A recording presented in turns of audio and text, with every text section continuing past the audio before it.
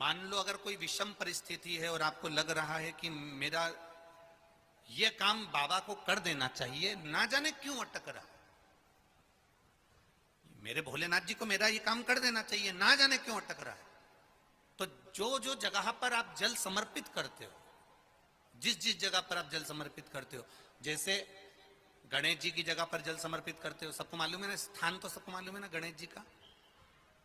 जैसे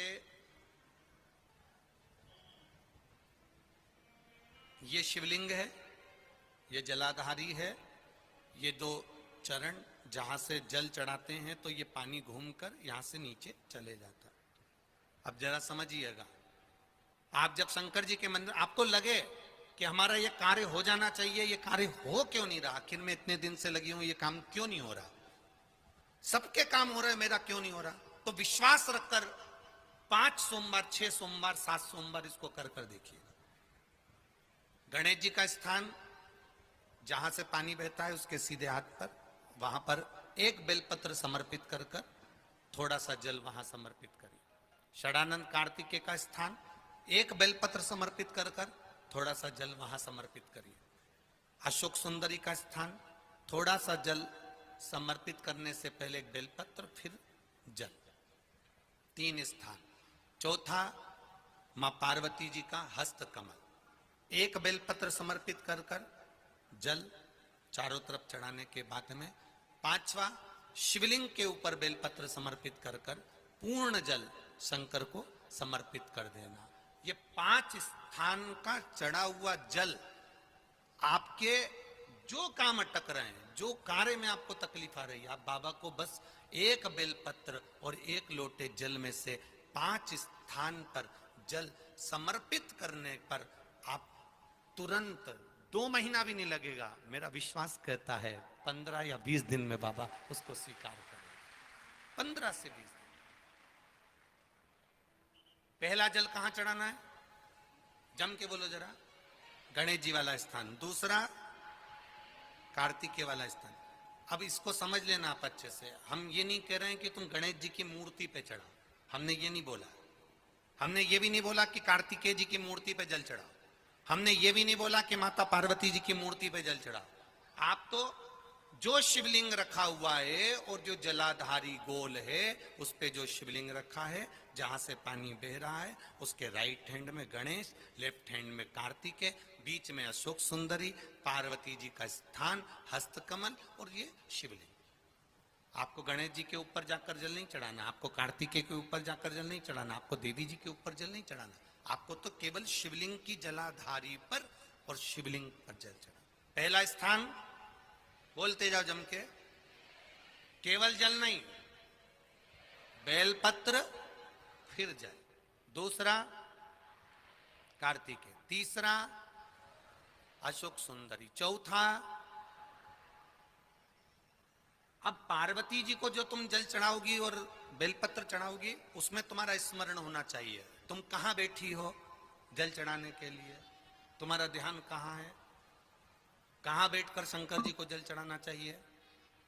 आपको पहले भी कथा में कहा, जहां से जलाधारी का पानी बह रहा है, इसके ठीक विपरीत जगह में आप यहां बैठ जाओ। उत्तर दिशा में पानी जाता है तो आप दक्षिण दिशा में बैठकर उत्तर की ओर मुख कर बाबा के, मां पार्वती जी के हस्त कमल पर बेलपत्र रखोगी, जल चढ़ाओगी और वहीं से बाबा को तुरंत आनंद के साथ में बेलपत्र चढ़ाकर जल चढ़ाओगी। भले खड़े होकर या वहां जाकर तुम यहाँ पर जल चढ़ा दो, परंतु उसके बाद में जब आप जल चढ़ाओगी, जब बाबा पार्वती जी को जब बेलपत्र और जल चढ़ाओगी, तो आपका मुख कहाँ होना चाहिए, जहां से पार्वती, जहां से ये जल बहकर जा रहा हो, यहां बैठोगे तो जल जहां बहकर जा रहा है उधर की साइड तुम्हारा मुख हो जाएगा, उत्तर की साइड तुम्हारा मुख हो जाएगा और बाबा को आप जल समर्पित करो। तो पहला जल बेलपत्र गणेश जी, दूसरा कार्तिकेय जी, तीसरा अशोक सुंदरी, चौथा माता पार्वती जी का हस्त कमल और 5वें नंबर का जल भगवान शिव के ऊपर, अर्थात भगवान देव अधिदेव महादेव से बेलपत्री के वृक्ष के नीचे बैठकर